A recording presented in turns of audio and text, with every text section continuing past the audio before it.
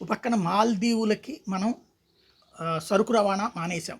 బియ్యము, కోడిగుడ్లు, నూనెలు ఇవన్నీ మానేసేటప్పటికి ఒక్కసారిగా మూడింతల ధరలు పెరిగిపోయినాయి. అక్కడ చైనా అనుకూలుడైనటువంటి మొయిజ్జు అధ్యక్షుడిగా ఎన్నికయ్యాక భారత్ ఇండియా అవుట్ అన్నటువంటి నినాదంతో చాలా పెద్ద ఎత్తున ఉద్యమాలు చేసి ఆ పైన తనే విజయం సాధించడంతో ఇండియాని ఇరకాటంలో పెట్టి ఇబ్బంది పెట్టినటువంటి మొయిజ్జు ఇప్పుడు అక్కడ అధ్యక్షుడు కావటం, ఇండియాని పక్కన పెట్టి ఇండియన్ సైన్యాన్ని కూడా ఆ దేశం నుంచి వెళ్ళిపోమనమని చెప్పి చైనాకి సంబంధించినటువంటి గూఢచర్య నౌకని ఆ దేశానికి తీసుకొచ్చి లాంచ్ చేయించేటటువంటి ప్రయత్నం చేయడం, మరొక వైపున చైనాతోనే సంబంధాలు పెంచుకుంటున్నటువంటి నేపథ్యంలో మనం దాంతో వాణిజ్య సంబంధాలు తెగతెంపులు చేసుకునే క్రమంలో ఆహార ధాన్యాల ఎగుమతులు నిలిపేయడంతో విలవిలలాడిపోతున్నారు ఒక పక్కన.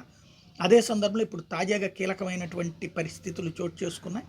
ఏంటయ్యా అంటే రిపబ్లిక్ డేని పురస్కరించుకుని భారత ప్రధానమంత్రి నరేంద్ర మోడీకి ఫోన్ చేసి అభినందనలు చెప్పడం అన్నటువంటిది తాజాగా కీలకమైనటువంటి పరిణామం. ఎందుకు అంటే భయం వచ్చింది.